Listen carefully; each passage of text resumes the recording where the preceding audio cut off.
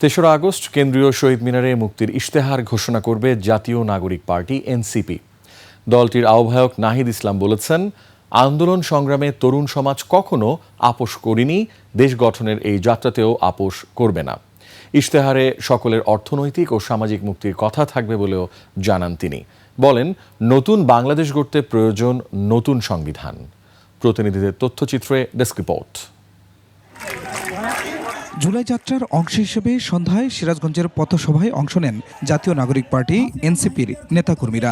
সেখানে দলটির আহ্বায়ক নাহিদ ইসলাম বলেন, মুজিববাদী আওয়ামী লীগের সংবিধান গত 50 বছরেও মানুষের অধিকার রক্ষা করতে পারেনি।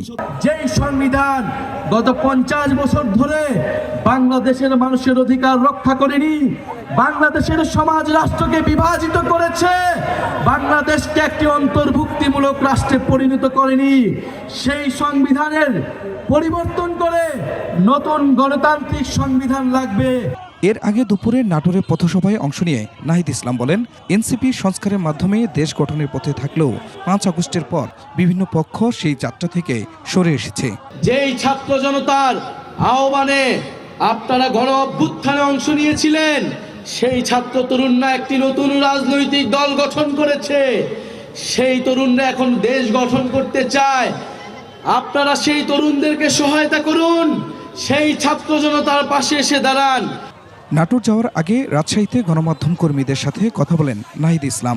সেখানে তিনি জানান, 3 আগস্ট ঘোষণা করা হবে মুক্তির ইশতেহার, যেখানে থাকবে নতুন বাংলাদেশের রূপরেখা। আমরা বলেছি যে 3 আগস্ট আমরা আমাদের ইশতেহার, আমরা চাই, এখনও চাই যে সরকারি এটা দিক, এটা আমরা আমাদের দেওয়ার থেকে সরকার যদি সব দল মিলে দিতে পারে সেটা দিবে। যদি সরকার সেখানে ব্যর্থ হয়, আমরা অভ্যুত্থানের অন্যান্য অংশীদারদের সাথে কথা বলছি, তাদের দায়িত্ব আমাদের। সরকার জুলাই সনদ ঘোষণা করতে ব্যর্থ হলে অংশীজনদের সঙ্গে আলোচনা করে পরবর্তী সিদ্ধান্ত নেওয়ার কথাও জানান Nahid Islam. Khurshid Alam, desk report, 21 television.